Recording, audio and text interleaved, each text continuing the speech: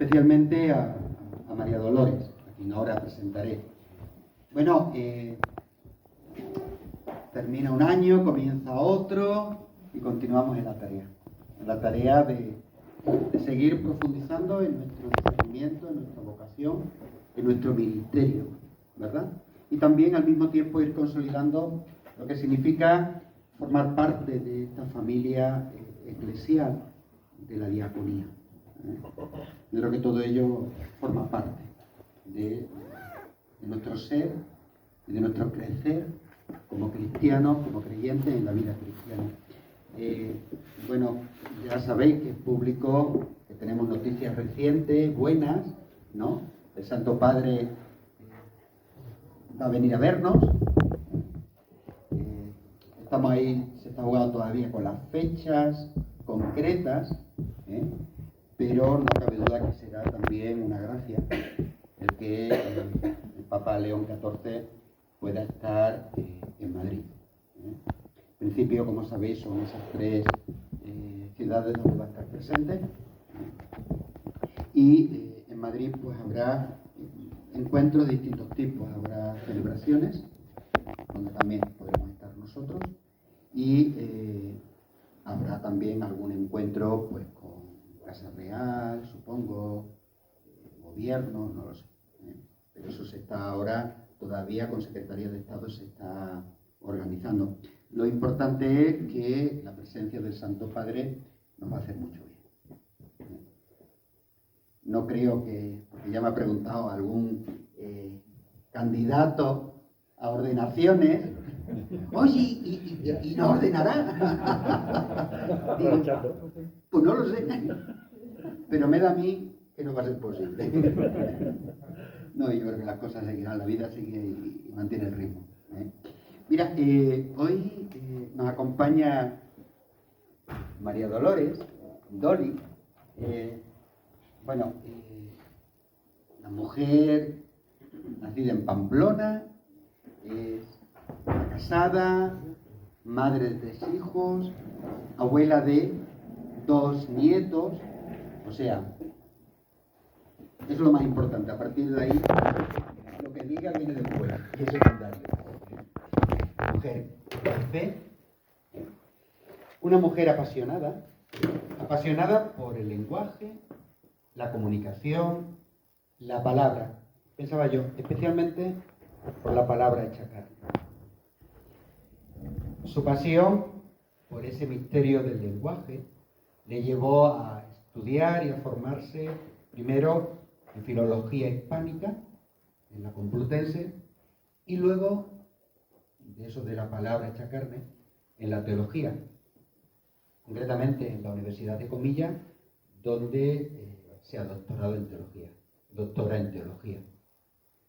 Su vida profesional pues ha transitado por muchos ámbitos, pero dentro del mundo de la docencia ha sido colaboradora en la Universidad de Comillas, en el Instituto Superior de Pastoral de Salamanca, en el Instituto de Ciencias Religiosas de Distancia San Dámaso, en el Instituto Superior de Ciencias Religiosas de San Agustín, ha dado un montón de cursos, charlas, algún curso concreto en el Instituto de la Vida Religiosa, el Instituto Teológico de Vida Religiosa, también en el IEM, en la Escuela de Formación Misionera, por los del IEM.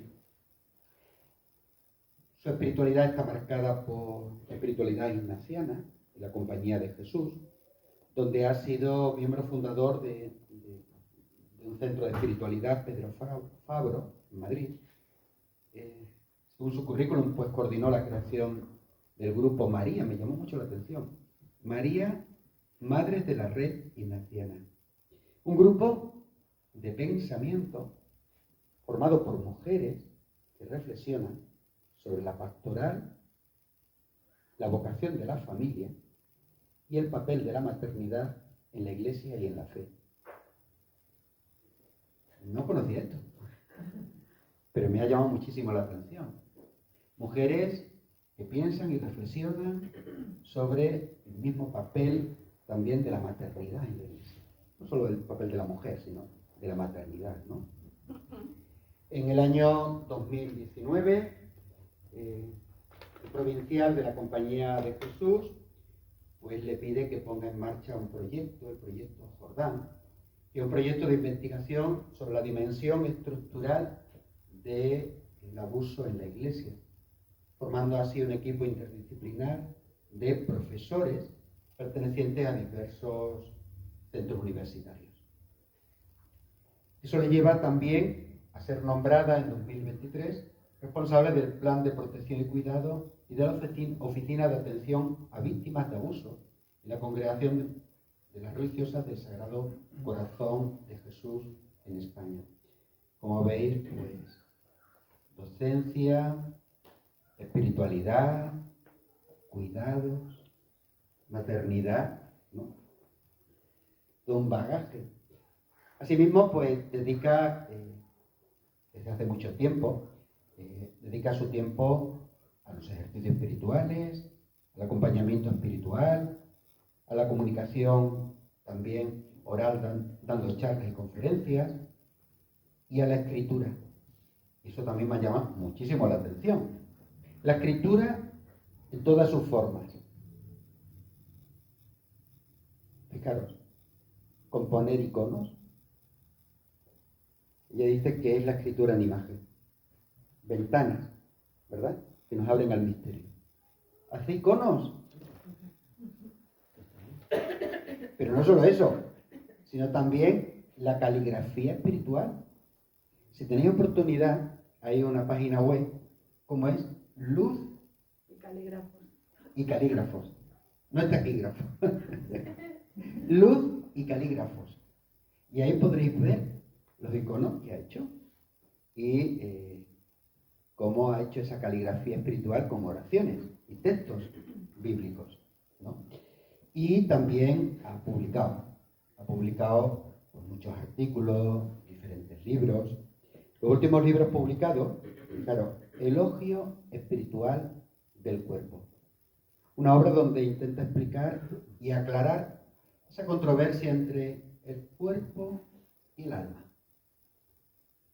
¿Sí? Y además desde la perspectiva de la encarnación que estamos celebrando en este tiempo aún navideño hasta mañana, litúrgicamente hablando.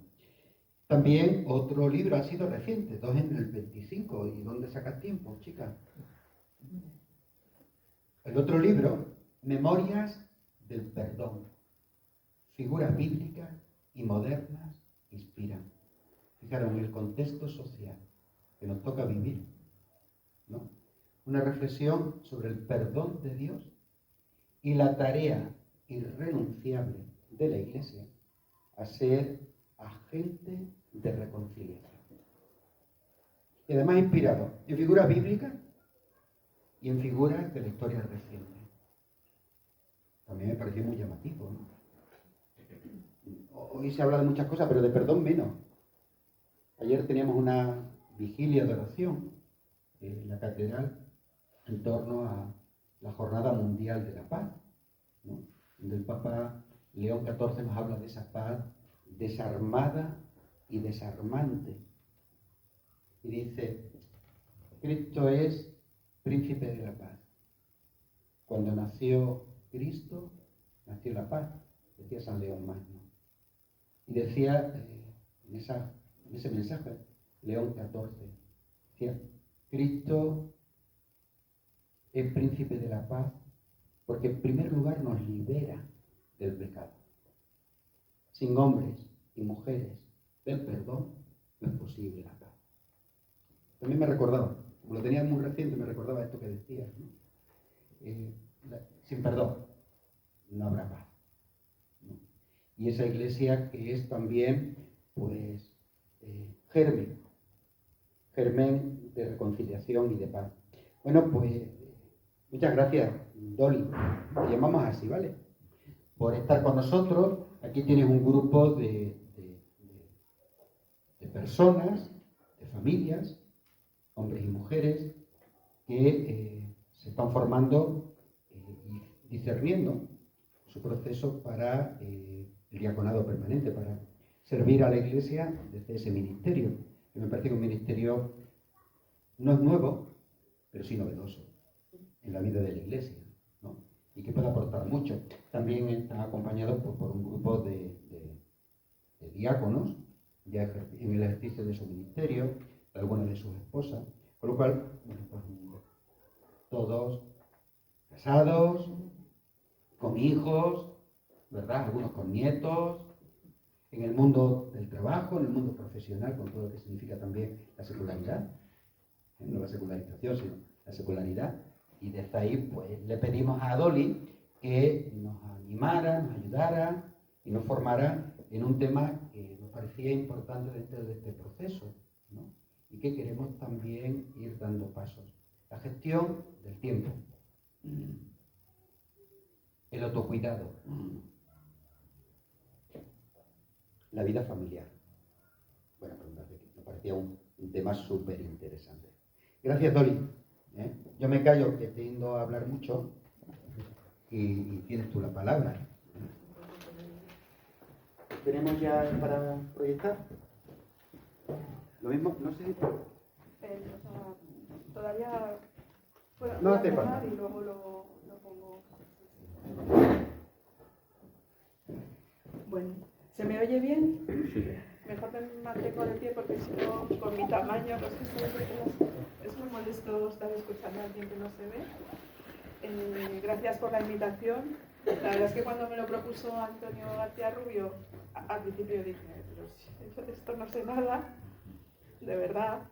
Pero claro, me dijo, no, te lo está pidiendo el obispo y ya sabes que se le debe cierta obediencia. Y yo,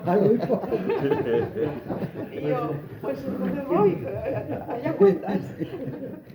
Claro, así, claro, ya te tenía un poco así, que cuando te llamé yo dije, sí. Claro, porque yo digo, pero yo, o sea, que no sé bien si lo que voy a compartiros puede ser de ayuda. Ojalá al menos pueda ser un punto de partida para dialogar. O sea que a medida que yo vaya hablando, si queréis que clarifique algo o cualquier pregunta sobre la marcha, conversamos, y para mí mucho mejor porque me daría una pista de dónde estáis. Como ha dicho Vicente, o digo Monseñor, no. Bueno, ya he dicho Vicente directamente. Monse no, que... Pero es verdad que los títulos así a veces yo no sé manejar muy bien, que no es falta de respeto. Pero bueno, a mí me gustaría que fuera más bien en clave de diálogo y bueno, lo he planteado de la siguiente manera, ¿no? Porque también esa es otra, como me dijo, familia, guión, autocuidado, guión, gestión del tiempo, yo digo, ¿y ahora por dónde empiezo? Entonces, lo que he hecho es lo siguiente, ¿no? Ordenando mi cabeza y mirando un poco mi propia vida, que yo no soy diácono ni diaconisa, pero sí es verdad que mi situación familiar y la vocación que tengo, que ha estado siempre dentro, intraeclesial, ¿no? Ha sido siempre en el ámbito de la espiritualidad, de la teología, del acompañamiento de otras personas, y mi marido, sin embargo, o sea, en mi caso, es la otra parte. Pues yo le digo que es mi parte pagana, porque él se dedica, bueno, él es periodista, aunque ahora estamos en un colegio mayor de la Compañía de Jesús, con lo cual ahí también hay mucho de tema de fe, ¿no?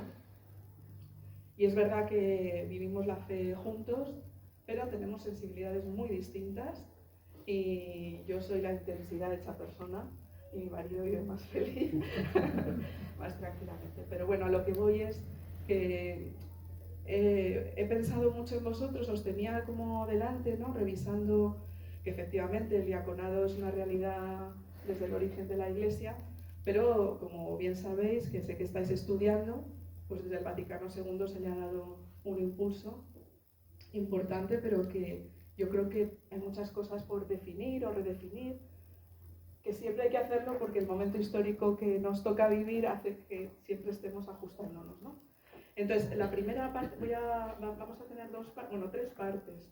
Una donde voy a hacer un planteamiento más global de cómo veo yo el diaconado respecto a los estados de vida dentro de la Iglesia, porque para hablar de cómo discernir el cuidado de la familia, el cuidado de uno mismo o las prioridades que tenemos a lo largo de la vida para gestionar el tiempo, hay que saber cuáles son las prioridades, y para saber cuáles son las prioridades hay que saber cuál es el corazón de la vocación.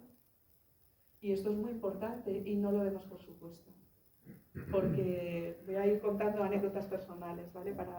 Me acuerdo que cuando yo empecé a estudiar la teología, que yo tenía por aquel entonces, tengo 60, tengo crisis no es crisis, sino conciencia de la última etapa de la vida, ¿no? Ya me queda menos por vivir que lo vivido.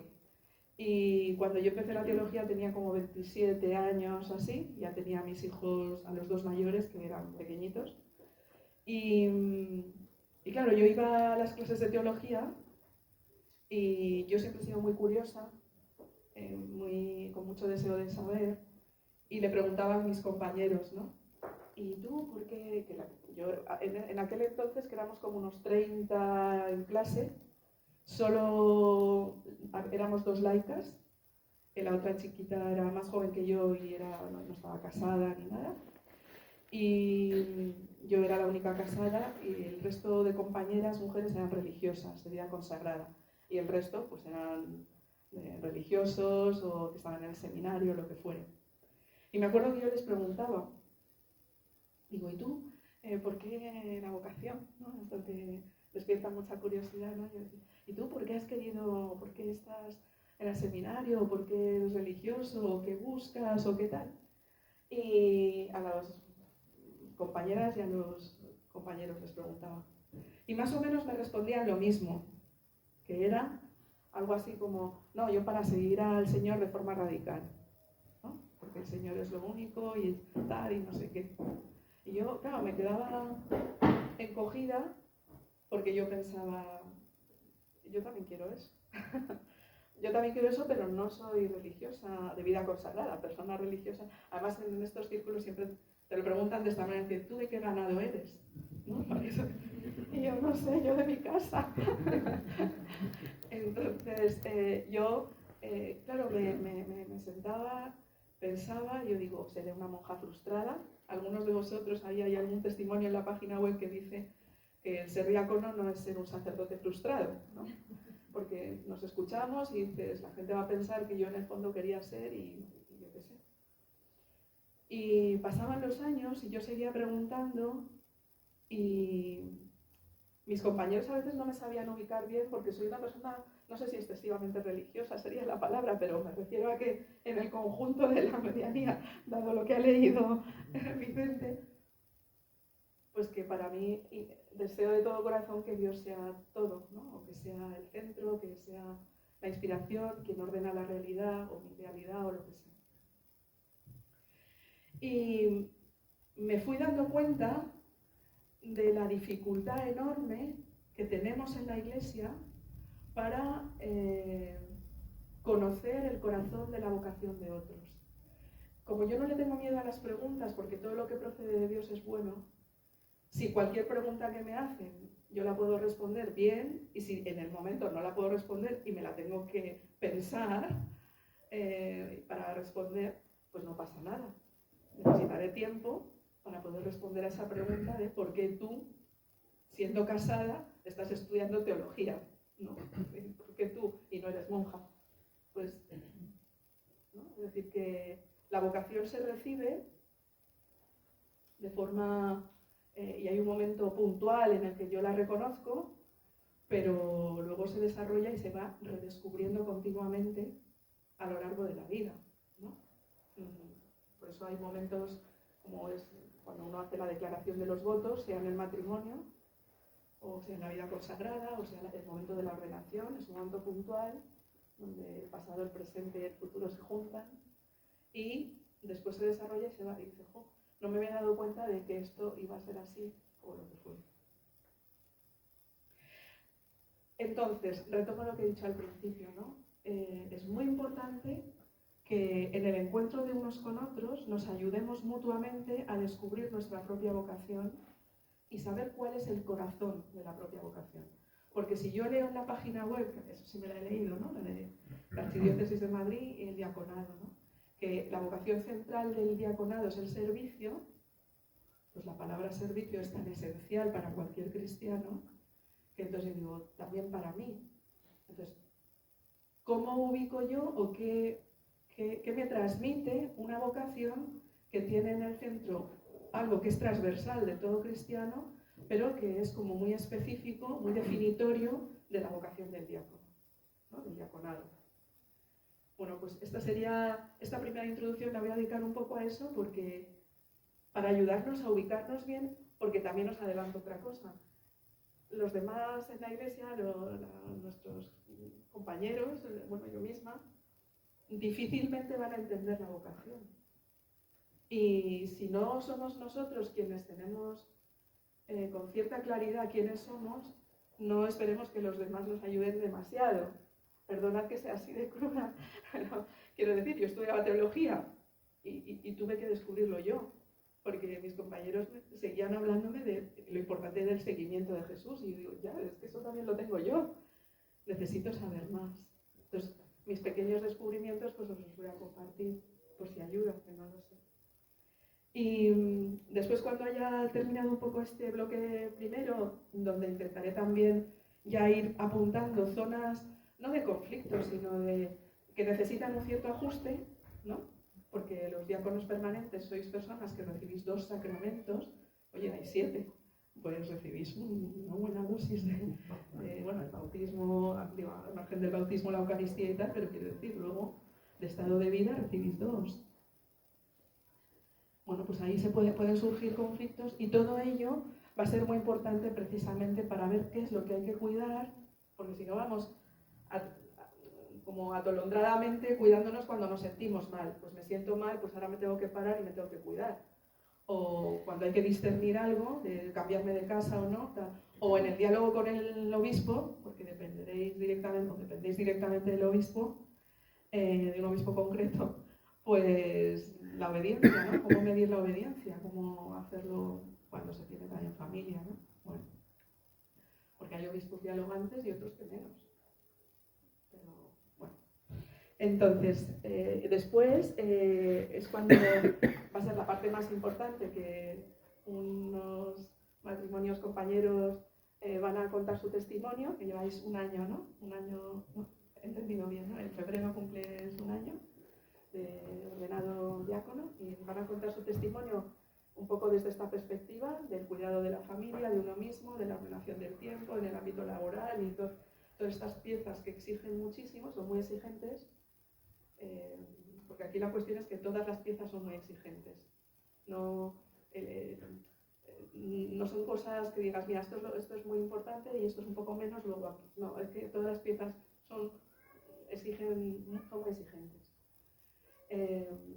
Y después ya, en función también de lo que ellos nos compartan, ojalá que sirva para el diálogo, y yo os haré un pequeño resumen de cosas llamadas de atención sobre esos puntos de cuidado y de gestión del tiempo en la familia y en el ejercicio de nuestra misión particular en la Iglesia, ¿vale? O sea, que es la estructura de la Iglesia. Así que, bueno, ya he adelantado algunas cosas, ¿no? Que para poder discernir la caridad, además ya lo voy a ir llevando a nuestro terreno, ¿no? Porque el diaconado tiene en su corazón el servicio y el ejercicio de como el poner la atención en la caridad, ¿no? Y en la atención a los más necesitados de nuestras comunidades, ¿no? De la comunidad en donde se está, ¿no? La atención a los necesitados lleva mucho tiempo también. Pero para ejercer bien la caridad debe ser discernida, siempre. ¿Cuántas veces? Muchas, muchas. Me he encontrado yo personas, como lo bueno de tener cierta edad, que tiene cosas un poco menos buenas, pero tiene muchas muy buenas, y es que eso que parece, cuando ha leído un poco las cosas que he hecho, lo único que indica es que soy mayor y que me ha dado tiempo a hacer cosas, no es otra. O que al haber escuchado, desde que tengo más o menos 27 años, que fue la primera vez que un jesuita me animó, me empujó a acompañar en ejercicios espirituales, pues desde los 27 hasta ahora más o menos es cuando llevo dando ejercicios espirituales y acompañando a personas, ¿no? Entonces, En el acompañamiento de personas, acompañamiento espiritual, ¿cuántas veces me he encontrado yo, especialmente mujeres, que se han roto, psicológicamente hablando, porque expresiones estas muy nuestras, muy de la Iglesia, muy de nuestra fe, de darse sin reservas, en la página web ponen en algún momento algo de un servicio sin reservas, darse sin reservas, la gratuidad, etcétera, etcétera, etcétera. Y entonces, como no se introduce el elemento del discernimiento, y la caridad debe ser discernida, digo, es una obligación para que la caridad sea auténtica, debe ser discernida, se rompen por el camino, se agotan por el camino. Voy a poner otra anécdota, ya que has hablado del grupo de madres. Este grupo de madres surgió hace ya más de 20 años. Fue un llamamiento que nos hizo el último provincial de los jesuitas de la provincia de Toledo, cuando ya sabéis que en las órdenes religiosas se tiende ahora a la unificación de provincias, ¿no? Porque hay menos vocaciones. Pero antes, hace tiempo, pues en España solían haber en las congregaciones distintas provincias.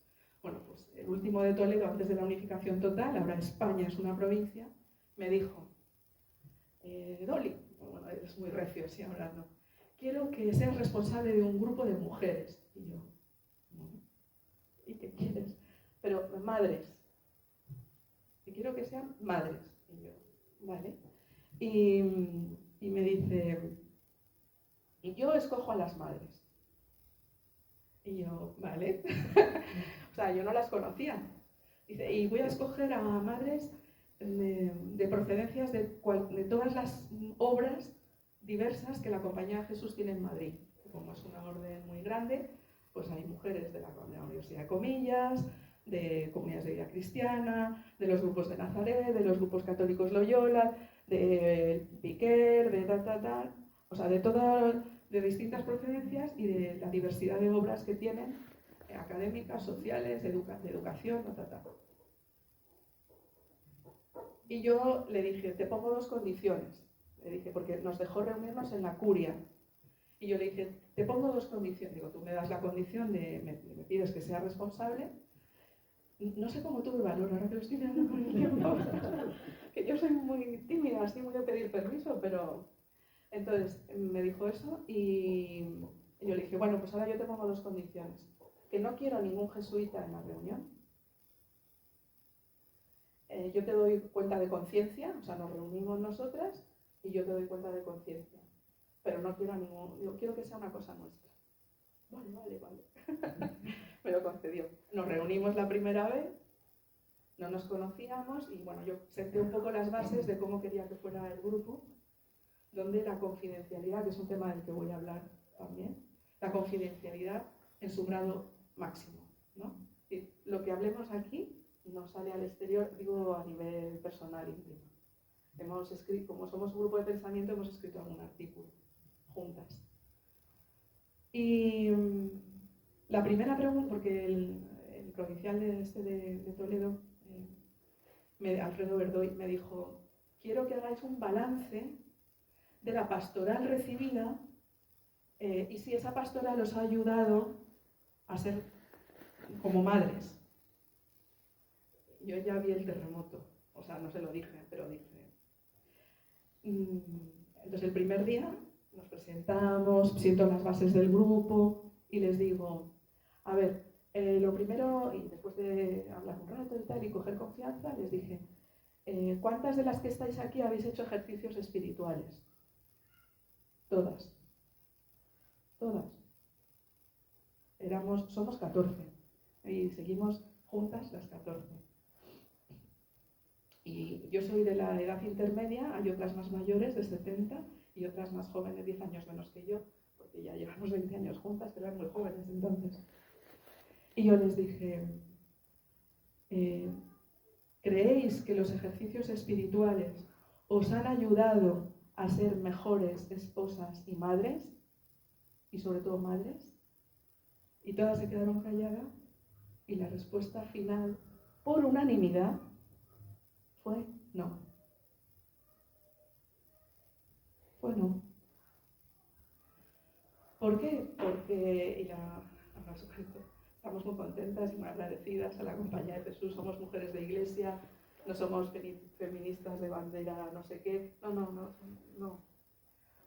Pues la cuestión era la siguiente, que como quienes daban hasta entonces, estoy hablando de hace más de 20 años, que las cosas han cambiado, como quienes daban los ejercicios en aquel entonces eran prácticamente los jesuitas o religiosos, alguna religiosa, mi querida amiga Dolores Alexandre, pues fue pionera en eso, somos muy amigas, pero claro, su imagen de la Iglesia y su experiencia de Dios y de Jesús de Nazaret estaba atravesada por su ser religioso y su carácter clerical. ¿Y qué pasaba? Que a ningún jesuita, aunque están los ejercicios, los hombres veis, perdonadme, los hombres veis diferente de las mujeres y en general veis menos, ¿no? Perdón, pero no es. El otro día, como estaba yo, necesito comprar una butaca y entonces fui a una tienda y le digo, me dice, ¿qué color la quieres? Y yo de un blanco roto, tal. Y me dice, no, exacto, el blanco es blanco. Y yo digo, no, hay blanco roto, blanco tal, ¿no? Entonces, no, olemos distinto, vemos distinto y respiramos distinto, tal, ¿no? Entonces, aunque estaba en los ejercicios, y está,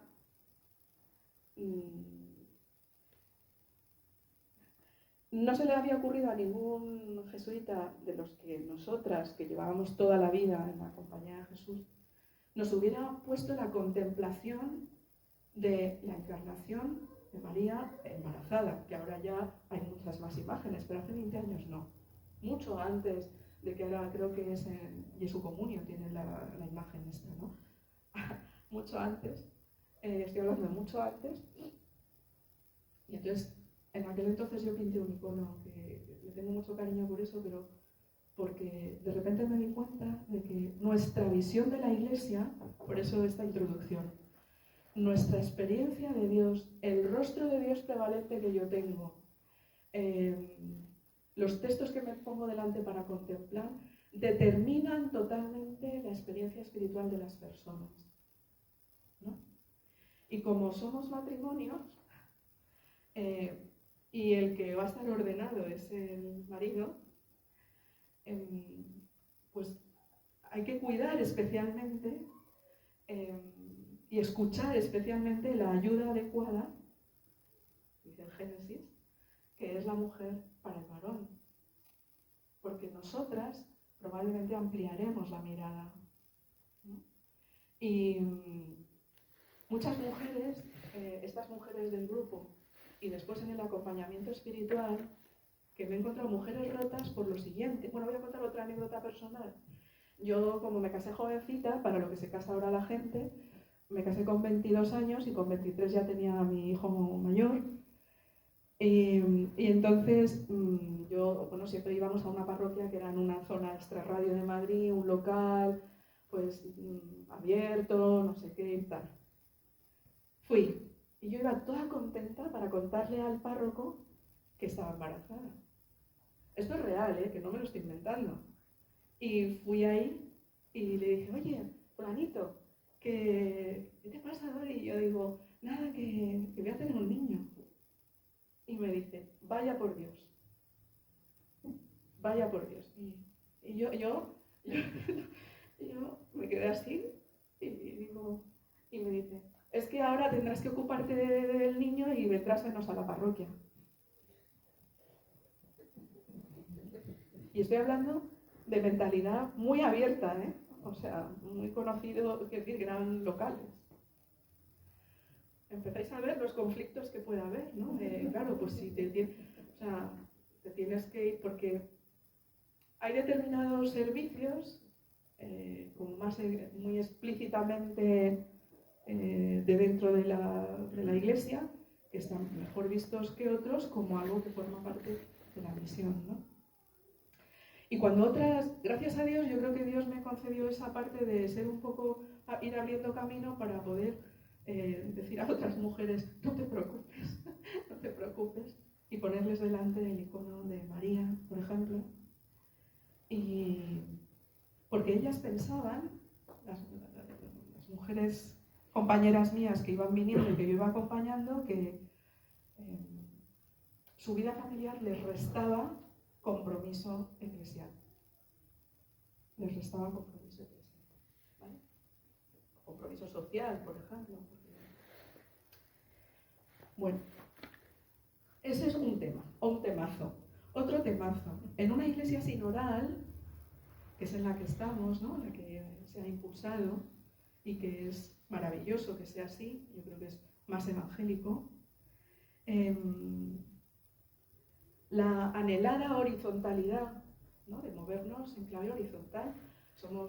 La iglesia sinodal lo que implica es que la iglesia pone justamente en el corazón que todas las tareas que tenemos cada uno, toda la labor que se nos encomienda, la misión concreta, es en clave de servicio. Todos son servicios.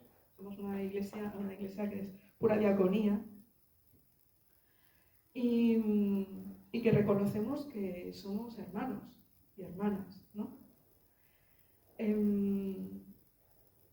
Pero claro, la afirmación de que todos somos iguales, que lo somos, en dignidad ante Dios, porque todos somos hijos, y porque está en el bautismo, puede llevar, y de hecho lleva, a la conclusión de, pues entonces es todo prácticamente lo mismo. Y cuando yo estaba estudiando la teología, a veces compañeros, cuando me veían a mí, dando ejercicios, escribiendo sobre temas de las cosas de Dios, y tal, dicen, bueno, pues entonces ¿para qué voy a ordenarme si puedo hacer lo mismo no siendo ordenado? Dices, es que no es lo mismo. Entonces tenemos mucha dificultad a día de hoy, ¿no? De lo que he dicho al principio, ¿no? De reconocer cuál es lo específico sobre lo que deberemos discernir y elegir de cada uno de los estados de vida, ¿no? Que somos una riqueza importante, ¿no? Y mi experiencia, hablo desde la experiencia. Mi experiencia es que no es fácil comprendernos mutuamente en la vocación de cada uno. Y no es fácil ensamblar dos vocaciones complementarias, pero distintas. En vuestro caso, la propia vocación como diácono que lleva su propio afán y su propia dificultad a título personal, como vocación propia, que no la tiene la mujer. La mujer participará de esa vocación porque, o casualidad, al ser matrimonio somos una sola carne. Entonces hay una participación particular, pero quien tiene la vocación y quien se ordena es el marido, ¿no? El varón. Y entonces hay que ensamblar el marido, el quien recibe la vocación propia, las dos vocaciones, matrimonio y orden, y al mismo tiempo hay que ensamblarlo con la otra parte que no la recibe, pero que necesariamente va a participar porque somos una sola carne, que no una sola alma. Esto es muy fuerte. El matrimonio cristiano es muy fuerte. No somos una sola carne, sino una sola alma. Esto lo decían los santos padres ya. Entonces, presupuestos para discernir, ¿no? Mi comprensión sobre la Iglesia, mi esquema mental sobre cómo vivo la Iglesia o mi esquema mental sobre la familia, que es una familia cristiana, y el cuidado de la gestión del tiempo va a ser fundamental. Entonces, lo primero que hay que hacer es revisar mi comprensión sobre la Iglesia y sobre la familia. Mi comprensión sobre la misión propia determinará mi mirada y consideración sobre mi mujer. ¿Va a recaer sobre ella el mayor peso del hogar? O, bueno, no sé si tendréis, yo nunca he tenido ayuda externa, quiero decir, no. Bueno, una vez tuve a una mujer ucraniana que me ayudaba a planchar, que yo siempre eran mis torres de ropa que no llegaba. Pero quiero decir que en mi caso, por ejemplo, yo no he tenido ayuda externa. La educación de los hijos, las reuniones en los colegios, para atender lo que dicen los tutores, etcétera, ¿no? Entonces, mi comprensión sobre el matrimonio determinará también el cuidado mutuo, el cuidado personal de uno mismo y la gestión del tiempo, ¿no? Este tema no es trasladable de un matrimonio a otro, porque hay mujeres que se sienten cómodas y a gusto recibiendo un mayor peso o presencia en el hogar y gestionando el hogar, incluso no haciendo un trabajo externo, y otras no. Y eso no es bueno ni malo, es bueno si uno hace lo que cree y considera que tiene que hacer, pero eso determina también mucho la organización, ¿no? Y la gestión del tiempo y cómo nos apañamos juntos, ¿no? Así que cada pareja tendrá que encontrar su estilo y en el que encajen más o menos las piezas, que son muchas y que además son cambiantes. Hablando con compañeros, pues no es lo mismo tener hijos de bebés o de pequeñines o de 10, 11 años o preadolescentes o adolescentes o cuando ya se independizan, que cuidado.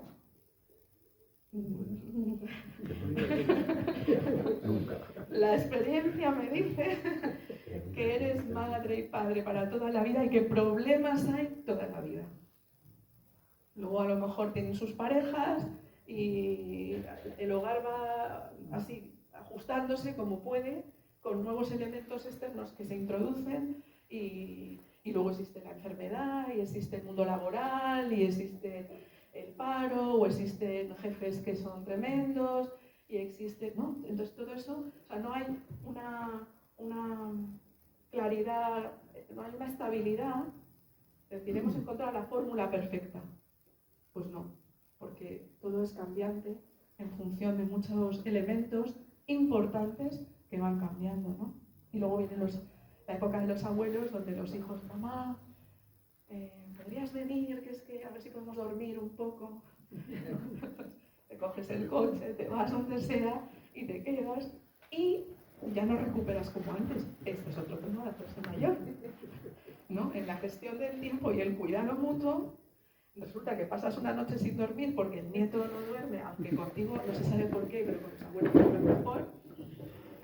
Y de repente al día siguiente estás que, por favor, que no te pidan nada porque ya no controlas. O sea, ¿no? Porque un elemento sustancial que Vicente, no, el padre Vicente, que los sacerdotes y los obispos y vicarios y todo esto sepan que el cambio ontológico no es solo la ordenación, ¿no? Que hay un cambio ontológico real, yo esto lo creo fehacientemente, sino que también hay un cambio ontológico con la maternidad, porque yo ya no estoy madre, yo soy madre, ¿no? O sea que esto del cambio ontológico, que suena como muy raro, sucede, y cuando somos padres y madres, lo que ahí compartimos todos es que ya a partir de ser padres y madres hay algo consustancial a nuestro ser, que es el cansancio de por vida. Es así. Entonces, todos los añadidos, ¿no? Es así. O sea, es como yo con mis hermanas, que más o menos hemos tenido los hijos, ¿no? Mis sobrinos y mis hijos van todos en escalera y fenomenal. Entonces nos llamábamos por teléfono, ¿qué tal? Agotada. Uy, yo también. Y ya seguimos hablando, ¿no? Es como, hoy estoy un poco menos agotada o un poco más, depende del día, ¿no? Pero esa es lo que compartimos, ¿no? Entonces, no sé si a veces en la iglesia somos conscientes y agradecidos de corazón de que de verdad lo de la entrega va muy en serio, porque yo no sé cómo a veces podemos con ello, ¿no? De ir para allá. Así pues, ¿no? Y ya ahora pongo la imagen que digo, ¿no? Luego, cuando termine esta primera parte, nos levantamos 10 minutillos, si queréis, para estirar las piernas, ir al este y continuamos con el testimonio, ¿no?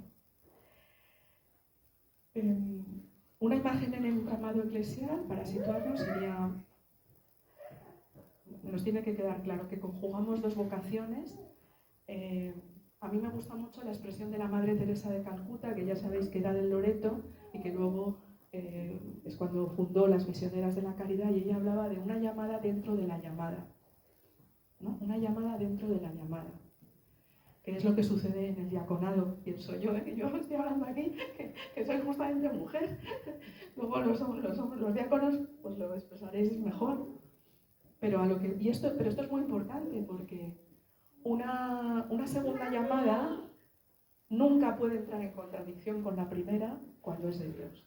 Dios no entra en contradicción. Y puesto que es segunda llamada, esta segunda tiene que estar siempre referida a la primera y no a la inversa. La segunda es la que está referida a la primera. Y si algo aporta un valor cualitativamente distinto como presencia en la Iglesia, es el hecho de que estáis casados y que pertenecéis a la jerarquía de la Iglesia, o perteneceréis. Porque ya no seréis laicos, seréis ordenados y pertenecéis a la jerarquía. Entonces vuestro ser casados no resta, suma. Y no hace falta ponerse ningún sombrero. A mí la gente me dice, se nota que eres mujer, pero os aseguro que yo no me pongo el sombrero ni la conciencia. Voy a hablar como mujer. Yo hablo. Y el hecho de ser lo que soy, pues emerge, supongo, ¿no?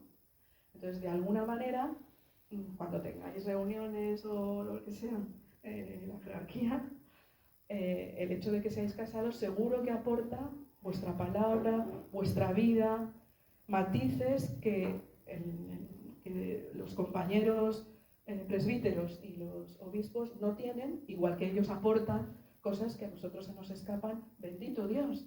Eso es ser una iglesia sinodal, ¿no? Bendito Dios, ¿no? Pero es muy importante saber eso, o sea, verlo, o sea, tener esa conciencia es muy importante, ¿no? Entonces habrá que ensamblar vocación profesional y vocación familiar, vocación de vida consagrada, vocación diaconal, bueno, en fin. Otro punto muy importante para evitar, ya que estamos en la era sinodal, ninguna vocación o estado de vida agota la riqueza del misterio del amor de Dios, ¿no? Es decir, el obispo es el que tiene en la plenitud, lo que se dice, ¿no? En teología. La plenitud del orden descansa en la figura del obispo. Y el diácono y el presbítero participan, ¿no? Son colaboradores y participan del orden del obispo, que es quien lo tiene en plenitud, ¿no? Pero esa palabra plenitud no es sinónimo de luego expresa o transparenta mejor y mayormente a Dios. No. Cada persona aporta algo complementario y es una riqueza, ¿no? Y ahora sí que voy a poner una imagen.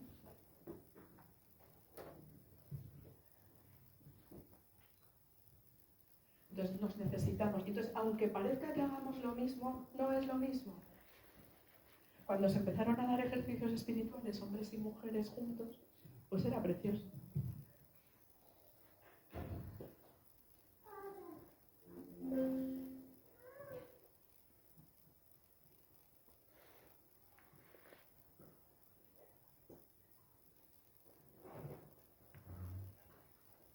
Hay que apagar alguna luz, ¿no?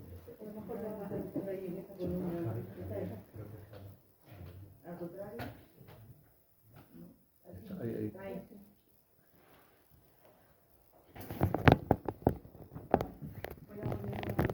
Este es un tapiz de colores para que veamos que, bueno, la vida es en color, gracias a Dios, ¿no? No es en blanco y negro, es en color. Entonces, todos los colores son necesarios para dar ese tapiz, ¿no?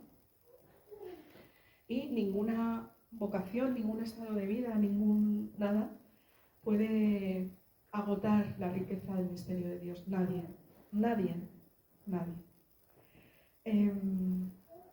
Las vocaciones tienen la capacidad, o sea, ¿qué es lo que aportan las vocaciones? La capacidad de subrayar un modo particular o algo especialmente valioso del misterio de Dios.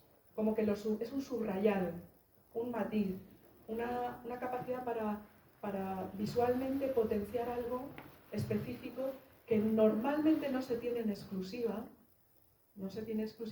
pero sí ese estado de vida lo subraya de forma particular, ¿vale? Entonces, y esto que parece una tontería, de verdad que va a influir mucho en nuestro tema, que es la familia, el discernimiento, la gestión del tiempo, porque no puedo perder lo que es esencial para mí, que es lo que aporto como esencial dentro de este tapiz de colores. Es que si lo pierdo, estoy perdiendo algo de Dios que Dios me ha otorgado, me ha concedido, me ha regalado para el bien común, ¿no? Entonces, igual que hubo una época en que se decía, cuidado con la clericalización de los laicos, ¿no? Laicos que están tan metidos en la iglesia que son como cuasi curas, ¿no? Las sacristías de las iglesias, a veces las sacristanas o los sacristanes son como saben más que el cura, que le corrigen y todo. Esto a veces pasa, ¿no? Dices, cada uno tiene su...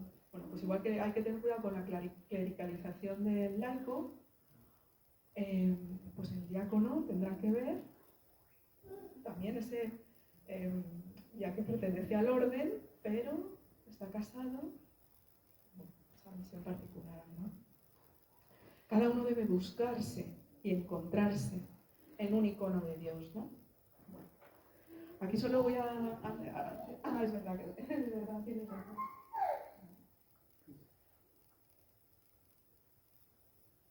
Solo voy a poner 2 diapositivas y ahora os pongo la que me interesa más. Cuando os decía, ¿qué imagen de la iglesia tenéis?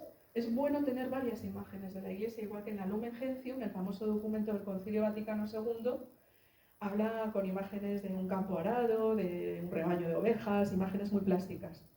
Pero los seres humanos tendemos también mucho a ser esquemáticos, los esquemas ayudan mucho, ¿no? Entonces, en función de qué esquema pondría yo, de cómo veo yo a la iglesia, va a determinar mucho la relación con el obispo, va a determinar mucho la relación con los hermanos. Entonces, pues hubo una época en la iglesia que era más el triángulo, ¿no? La jerarquía abajo, el pueblo abajo. Ese triángulo no hay por qué desecharlo, porque si le damos la vuelta sigue siendo un triángulo, pero resulta que el pueblo está arriba y la jerarquía está abajo, que ya sabéis que los papas, y el Papa Francisco lo dijo, pero ya lo había dicho antes, Benedicto XVI, lo de yo soy el siervo de los siervos. Pues sí, entonces yo dije, pues si eres el siervo de los siervos, vamos a darle la vuelta, al triángulo, ¿no? O, por ejemplo, desde la relación con el mundo, pero si, por ejemplo, cogemos otra perspectiva, que es, ¿cómo es la Iglesia en su relación con el mundo? Pues en su relación con el mundo, como es propio de los laicos, el empaparnos de los esquemas del mundo para llevarlos a Dios, pues los laicos estaríamos ahí en el descenso absoluto a las claves del mundo y la jerarquía y los religiosos apuntando al orden de Dios. O sea, y nos necesitamos, son los 2 polos que nos necesitamos, ¿no? Pero oye, no, cuidado no vaya a edad, y los de arriba decir, oye, cuidado no os quedéis tan ahí que no... Hay que mirar a Dios, ¿no? Conducir hacia Dios. O si lo hacemos en círculos concéntricos, pues a lo mejor los laicos, ¿no? Esas gotas de expansivas, pues laicos, religiosos, vida religiosa, lo que sea. El tema de... Sí, es que hay más, lo tenía... Estas cosas que se hacen y que luego... Dale, que tiene 3, me parece.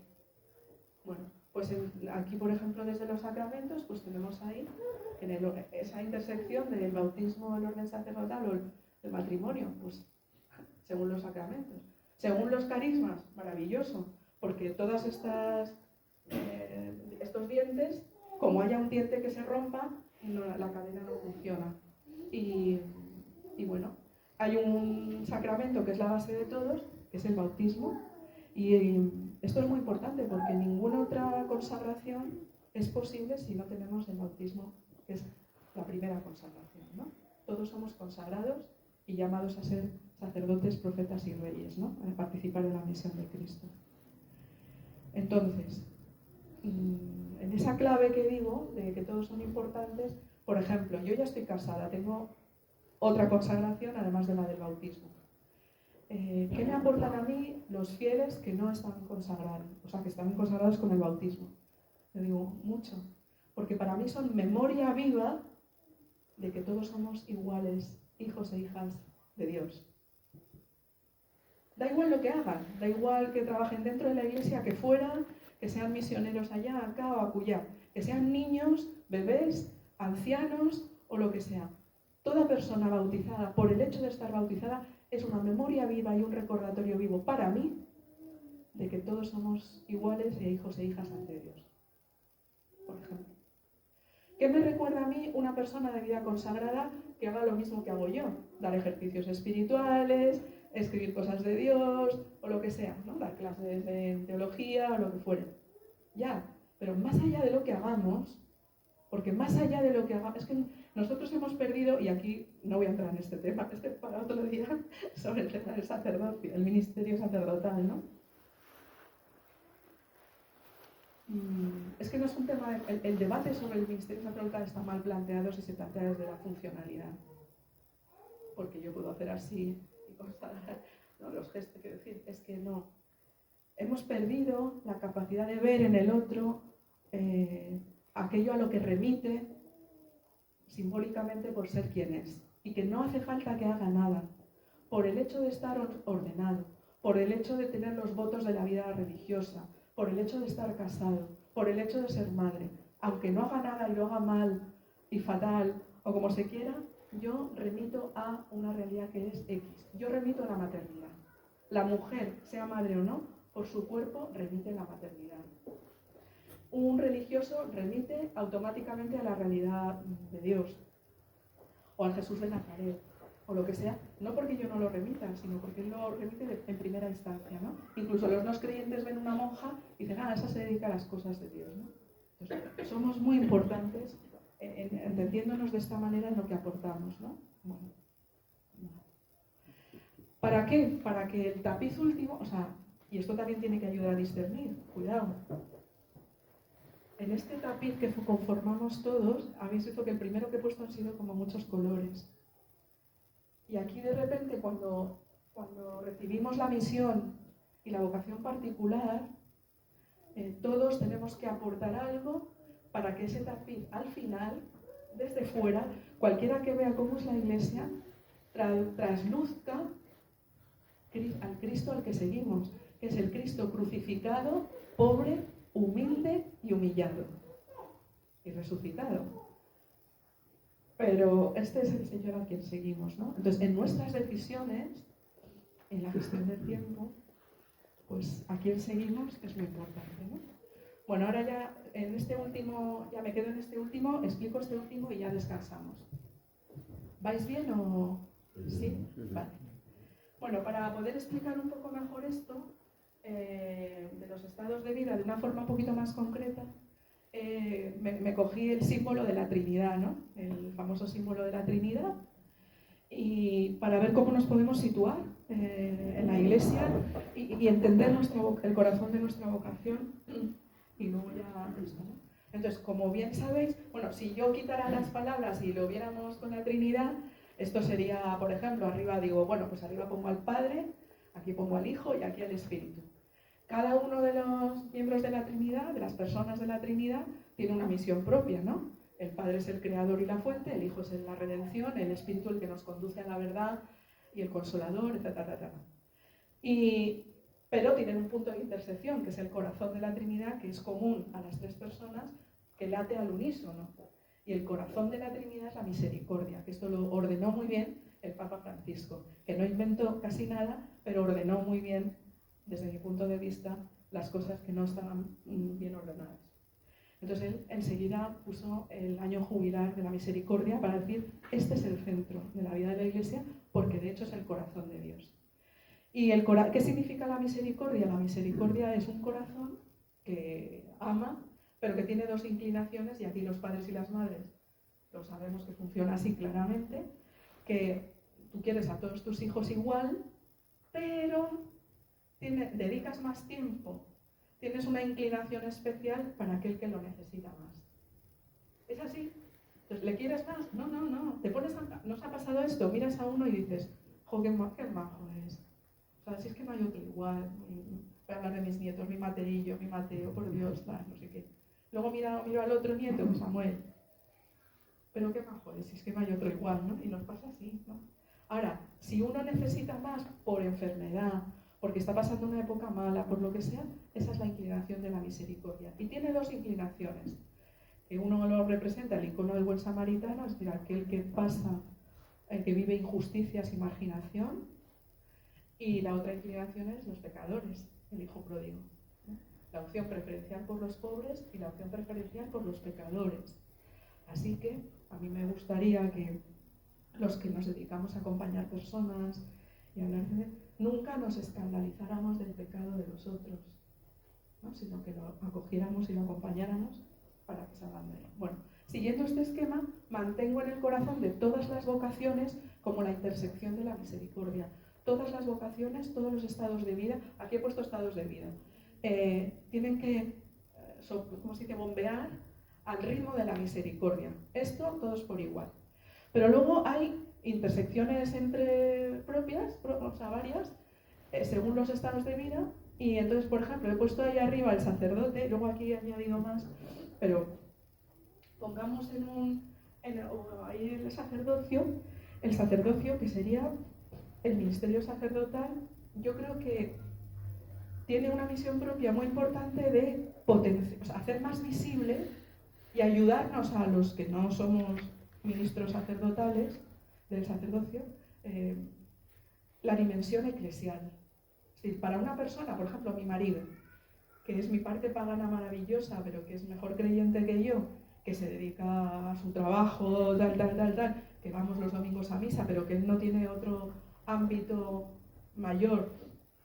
Hemos formado parte de comunidades y tal, pero que al momento que no podíamos más, pues mira, yo por el trabajo y esto ya, vamos los domingos a misa, y la Eucaristía del domingo es fundamental, por todo lo que es la Eucaristía, como ya sabemos, pero que la figura del sacerdote, que está allí, con su casulla y tal, es como dentro de una cadena, ese eslabón que hace visible que pertenecemos a una comunidad universal, que es la Iglesia Universal. Entonces, hace visible de una forma más fuerte y concreta esa dimensión eclesial. Y yo lo agradezco muchísimo, ¿verdad? Entonces tiene esa dimensión eclesial. Y el icono por excelencia en el que se tienen que inspirar, en la página web se hablaba mucho del Cristo cabeza, que es verdad, pero el Cristo pastor, esto el Papa Francisco, ¿no? Cabeza y pastor, porque la cabeza que tienen que tener es la cabeza de un pastor, ¿no? Entonces, Cristo cabeza y pastor. Yo, como soy Dolly, aunque me llamo D-O-L-I latina, la gente suele escribirme D-O-L-L-Y, como la oveja clonada. Entonces, es verdad que descubrí mi vocación cuando vino la... Y dije, bueno, pues soy oveja en el rebaño de Dios, pero por favor escribidmelo con I latina, ¿no? Entonces, bueno, el sacerdote tiene ese don, de ser autoridad del culto, de la representatividad, lo que sea, ¿no? Bueno, aquí hay una cantidad de cosas maravillosas, ¿no? Tiene la capacidad de hablar en nombre de muchos. Bueno, solo voy a hacer un... Ay, no, es que hay un tema, por ejemplo, la gente, hay mucha gente que dice, ¿para qué confesarse con un cura? ¿Para qué? Si ya me confieso yo con Dios. Es que como este tema pertenece a mi tesis, que yo le he hecho sobre el perdón y la reconciliación, bueno, cuando conoces otras religiones y otros ámbitos de espirituales, por ejemplo los judíos es un mundo muy grande, pero algunas facciones del judaísmo más ortodoxas dicen que solo puede perdonar solo Dios, por eso a Jesús le llamaron blasfemo. Y en todo caso la persona directamente ofendida. Si alguien mata a otro, ya nadie te puede perdonar, porque el que has matado ya no está. Nosotros tenemos la suerte de tener un ministerio que puede perdonar en nombre de otros. Consideran un sacrilegio que alguien perdone en nombre de una víctima. Pero claro, como nosotros somos un cuerpo, resulta que quien te ofende a ti, ofende a tus hijos, a tus nietos, a tu mujer, a tus amigos, y como somos una iglesia, quien te ofende a ti, nos ofende a todos. Y si el sacerdote, el ministerio sacerdotal, dice, yo te perdono en el nombre del Padre y del Hijo, perdonamos en nombre de Dios, nos ha permitido perdonar su nombre y nos permite perdonar en nombre de la iglesia, porque se produce la reconciliación con la iglesia. Tenemos salida. Nuestra fe siempre tiene salida. ¿Se entiende? Es decir, yo delego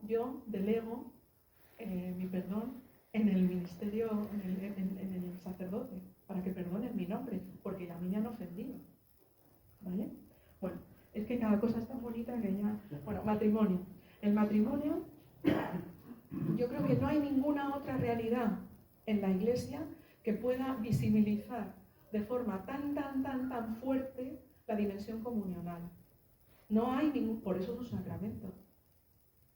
Mal que les pese a veces a los religiosos. Tengo algún compañero que se incomoda tanto que a veces dice, la vida consagrada es un cuasi sacramento. Y digo, bueno, puedes decir lo que quieras, pero de momento en la Iglesia el matrimonio es sacramento. Por esto, la dimensión comunica, es decir, dos personas que se unen en cuerpo y en alma, que somos una sola carne, del que pueden nacer vida nueva, hijos concretos, que son de los dos y es una realidad nueva, etcétera, etcétera. Y para toda la vida, como Cristo amó a la Iglesia, etcétera, etcétera. No hay ninguna realidad, no la hay, que exprese de forma tan radical, hablando de radicalidad, la dimensión comunional como el matrimonio. Por eso es un sacramento. Y nuestros iconos, nuestra referencia es la Trinidad, la Sagrada Familia, el Cantar de los Cantares, ¿no? Entonces los diáconos, pues tenéis ahí varios iconos interesantes, ¿no? Porque fijaos, los diáconos, por ejemplo, estaríais en la intersección entre lo que es el matrimonio, el sacerdocio, porque compartís lo del matrimonio, pero un poco lo del orden como participación, y el icono es el de Cristo siervo, ¿no? Arrodillado ahí, lavando los pies. Eso es precioso, ¿no? Entonces, hay una buena... Yo creo que le puede dar un aporte específico a la vivencia del matrimonio el icono que vive el marido como esencial, que es el Jesús siervo. Y luego la vida consagrada, bueno, que ahí también tenemos en la vida consagrada, en la intersección, por ejemplo, estarían los laicos consagrados, que por Dios no llaméis nunca, no digáis que es una monja o una laica consagrada, que se va a ofender muchísimo, ¿no? Supongo que tenéis la experiencia. Hola, Antonio. Entonces, son laicos, por eso están en el mundo, suelen vivir, bueno, no siempre, a veces viven en comunidad también. No. Y también están, por ejemplo, mis queridos, yo creo que siempre tenemos que tener la sensibilidad puesta en de quiénes nos estamos olvidando de reconocer vidas, por ejemplo, los solteros de los que nadie se acuerda y que siempre están para todo, porque como no tienes familia, pues siempre estamos echando mano de ellos, ¿no? El Jesús solo, ¿no? Iban los 12 con él y algunas mujeres, pero luego Jesús también tenía momentos en los que estaba muy solo, ¿no? Bueno, que haya personas en nuestras comunidades que sean memoria viva de esa soledad es muy importante, que nuestro Señor también pidió. Y por último, los religiosos, yo creo que también nadie como ellos expresan de una forma tan potente la dimensión escatológica. ¿Por qué? Porque en el cielo, que existe, menos mal que existe, ¿verdad? Porque si no vamos apañados, en el cielo la relación prevalente entre nosotros será la de hermanos. Y personas que no se conocen entre sí, es decir, nosotros las familias aportamos la potencialidad de los vínculos de sangre. Yo he conocido algunas personas que han tenido situaciones familiares fuertes de abuso, por ejemplo, un padre alcohólico, ¿no? Que maltrata a la madre o que a los propios hijos o lo que sea. Y es curioso cómo la fuerza de la sangre es brutal, ¿verdad? Porque a lo mejor luego se enteran de que el padre que se ha ido de casa o que le han echado o lo que sea, pues está enfermo y se va a morir, y la hija que ha sufrido abusos del padre va a cuidarlo porque es su padre, ¿no? Hay un algo misterioso en los vínculos de sangre que nos liga fuertemente. Pues la vida consagrada es llevar eso al extremo en el ámbito espiritual, ¿no? Es decir, personas que no tienen nada que ver entre sí, que viven en países distintos, historias distintas, psicologías distintas, y que se unen para hacer la familia de los hijos de Dios, porque esa será la relación prevalente, es la relación la que tuvo Jesús, ¿no? La amistad y la de la fraternidad. Nosotros somos hermanos de Cristo y entonces la dimensión escatológica. Por lo tanto, lo que quería reconocer con todo esto es la importancia de que cada uno sepa situarse dónde está, porque luego, a la hora de distribuir el tiempo, a la hora de construir la familia, a la hora... cuidado, si yo soy esto y estoy llamado a esto y esto procede de Dios y esta es la riqueza que yo aporto al conjunto de la comunidad porque Dios lo ha querido y me lo ha concedido, me lo ha regalado, porque la vocación es una llamada, es un regalo, es una llamada, Eso quiere decir que lo tengo que cuidar. Que lo tengo que cuidar, porque es aquello que yo puedo dar a los demás, ¿no? Bueno, pues lo dejamos aquí, que ya he hablado mucho. Descansamos 10 minutos y escuchamos a los compañeros y luego yo ya al final resumiré ya cosas concretas, más concretas de colisiones en el tiempo y en la familia y nuestros deseos. Gracias.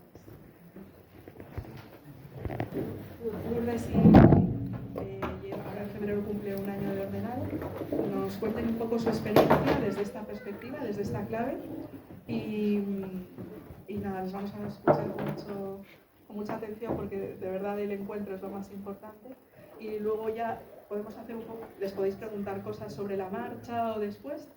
Y luego ya recojo un poco cosas y más concretas sobre todo esto del tiempo, el discernimiento, el cuidado, esto que nos ocupa, ¿de acuerdo? Así que bueno, ante todo, pues buenos días, gracias a don Vicente que nos ha invitado. No tenemos experiencia, al menos ella es profesora, pero yo no tengo experiencia de hablar en público y todo eso. Y nada, me han aconsejado que rompa el hielo, ¿no? Diciendo algo muy serio, ¿no? Y porque me arrepiento de ser diácono. No me han dicho que haga eso, pero para romper el hielo que es una broma, que no, al contrario. Pero bueno, Lourdes, soy Willy, tenemos 3 hijos de 12, 11 y 8 años. Y nada, venimos aquí un poco a contar, pues, según lo que hemos ido escuchando, hemos intentado un poquito hacer ahí como un resumen y hablar pues el tema, cómo se vive ser diácono en la familia, sobre todo la vida familiar en el hogar y en la parte laboral, ¿no?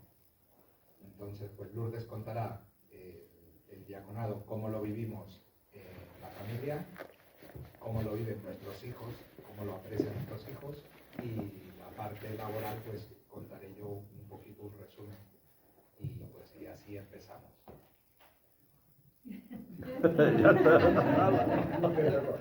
Esto me dice, esta es la realidad. Me dice, empiezo yo y ahora me toca a mí. Pues, a ver, es que ella había dicho antes, vocación dentro de una llamada, ¿no? Pues esto es lo mismo. Es decir, el diaconado, ¿voy a hacer yo cosas especiales? Porque se ordena ya. No. Chico, esto es, levántate, pégate con los niños, ves al colegio, da la cara. Los niños quieren la cara de ser hijo de diácono. Quiero decir, porque es importante, porque los niños, sobre todo los de esas edades, ¿no? Empiezan 8, 11, 12, tengo para todos los gustos de los hijos, en el sentido de el mayor friki de su padre. Ay, mi padre lo ordenaron en febrero, ¿no? Le tocó hacer la imposición de la ceniza en un colegio donde no somos creyentes, no es católico, es decir, es mitad católico, hay de todo, ¿no? Un popurrí, quien quiere va a religión, quien quiere no va a religión, pero tienes que dar la cara, porque en el patio estamos todos, ¿vale? Entonces, recién ordenado, ¿quiere hacer la imposición de la ceniza? Sí. Su hijo mayor muy orgulloso, la del medio escondiéndose. Dios. Y la pequeña viéndolas venir. En el sentido de que es que eso es diaconado. Que el niño salga y te diga el compañero al niño o a mí, a mis compañeros, ¿y tu marido por qué está ahí? ¿Por qué puede hacer eso? A los niños, pero ¿y tu padre qué es? ¿Cura? Si los curas no pueden ser padres. Es decir, esa es la realidad a la hora de llevarlo en la vida. Y unos hijos lo pueden llevar mejor porque se sienten orgullosos, pero hay otras en su adolescencia que es como, mamá, me estás pidiendo unas cosas y tengo que combatir con lo que hay en la vida, ¿vale? Ahora, es bonito ver que, sí, somos diáconos, creyentes, religiosos, y en el mundo, y el ver que hay que ser católico en donde estás. En la parroquia, fenomenal, es casi como más fácil, ¿no? Porque el ambiente te acompaña. Pero después no puedes dejar de ser católico, creyente, y sabiendo lo que impone que en tu vida, la familia, y Dios tiene que ser lo primero, en todas las dificultades. Que te meten contigo en clase y te da miedo ir al colegio. Cariño, piensa que está Dios contigo. Y es ahí, no es cosas especiales, no son misterios, no es... Chicos, en el día que me ponga el Señor, diré, recuérdate que Dios es lo primero y que hay que llevarlo. Teniendo la suerte, ¿no?, de tener un diácono, porque mis hijos están muy orgullosos que su padre les dé la bendición de la noche. Papá, la bendición, yo rezo, el Padre Nuestro, y él le da la bendición, ¿no? Es como, papá se encarga de lo de populacho, y después viene él a terminar, ¿no?, a rematar. ¿Por qué? Porque somos complementarios, no es un diaconado de, ay, hijo, tú vete, da bautizos, llévate a la comunión. Sí, sí, sí. Y después estamos el resto, que estamos ahí en la parroquia, sentándonos, diciendo, somos una familia, cada uno en el puesto en que ocupa. Por eso lo del tiempo es como, tiempo, a ver, si yo me quiero sacar un croquis para, de aquí hasta ahora, hago esto, de esta hora a esta hora, hago esto, de esta hora hasta... Chicos, yo me quedo contigo. ¿Por qué no puedo organizar? ¿Por qué no sé lo que me va a esperar? Él más o menos puede organizar el día a día pues de lo que le vayan mandando, ¿no? O ya sea en la parroquia, ya sea en el trabajo. Pero al final, yo creo que el diaconado, el ser mujer de diácono, el ser hijo de diácono, es vive donde estés, teniendo un objetivo. Y es que, pues eso, no, se ha de intentar ser más o menos coherente para que no nos tiren piedras sobre nuestro propio tejado. En el sentido de que está nominado, es casi un poco de presión, ¿no? De decir, como la líe parda, como saque todo mi temperamento, van a decir, con iglesia hemos topado. Y entonces en ese con la iglesia hemos topado es cuando tienes que casi contenerte, ¿no? Ese de pronto, no sé qué, para decir, no, es que ahora planteate, es representación de la iglesia donde se esté. Cada cual, insisto, los niños siendo niños, la madre siendo madre, el padre siendo padre, pero somos una única familia, la cual hemos decidido vivir de una manera y en la cual hemos, en este caso Willy, ¿no?, recibido el sacramento del diaconado. Pero dentro de la familia, dentro del mundo en que estás encomendado y sin esperar a hacer grandes cosas, ¿no? Antes se decía, no, qué diferente. Y yo me acuerdo, no sé quién fue, si Jara o no me acuerdo quién, porque soy muy mala para los nombres, que decía, es que no es en sí lo que haces. Muchas veces se ha dicho en las reuniones de diácono, lo importante es diácono para hacer. Bueno, o no para hacer. Porque muchas veces, o cuando hablábamos del sacerdote, ¿no? Ya no es que el sacerdote haga, ella decía de, lo hace bien, es que muchas veces no es lo que haces, porque somos humanos, sino es, chico, ¿qué representas? ¿Qué representas? A ti te han dado un sacramento en el cual tienes la potestad de representar a Dios en donde estás. Ya no tanto por, sino, y ya está. Yo no hago más cosas más interesantes en la vida, ¿eh? Más que sobrevivir, pero con un objetivo, que es intentar poner y hacerles ver a los niños, por lo que nos pueda venir en un futuro, que Dios ha de ser lo primero. Que si yo te voy a dejar en casa a los abuelos, imagínense hoy, ¿no?, que les tengo allí, es no porque me voy a hacer mi planazo del fin de semana, no, yo te voy a dejar en casa a los abuelos, cariño, les dije que vinieran, pero les pareció demasiado ya. Pero no, es porque vamos a hacer esto, que es de Dios, porque Dios es el primero en la familia. No es porque me vaya a ir al cine o al teatro, no, te dejo en casa a los abuelos. ¿Quieres venirte? Bien. No quieres venirte porque, insisto, claro, la adolescencia da para todo. Vale, tú te quedas en casa a los... Pero es porque voy a hacer algo de Dios. Que Dios sea el... Chica, actividad que se prepara, ¿no? Mi hija, y ya me cayó ya que hablé, ¿no? La de 8 años. Pues hay a veces que ayudamos en las misiones de la caridad, ¿no? Sí, tiene mucho que hacer en la vida. Yo siempre digo que son misioneros de patio. ¿Por qué? Porque, ¿qué has hecho en vacaciones? A ver, lo que más te ha gustado. Y mi hija dice, mis padres no dan dinero a los pobres, pero hemos dado de comer, ¿no? Porque fuimos a un comedor con los niños a las misioneras de la caridad, ¿no? Entonces, para ellos, es la forma que tienen de vivir el diaconado de su padre. De, joder, sí, yo me voy a ver las luces, pero tengo esta parte, que es la vivir como católicos en el mundo, haciendo lo que corresponde, ¿no? Y la otra de forma ingenua que yo dije, ¿cómo se me va a ocurrir que yo me voy a llamar la otra vez la tutora diciendo que mi hija? Pero es como, claro, está hablando de su realidad con la normalidad. Yo no digo, hoy vamos a... No, chica, nuestra vida es dedicarnos a la iglesia, haciendo lo que toque, con normalidad, de tal manera que cada cual lo pueda vivir y lo que es mejor y más divertido.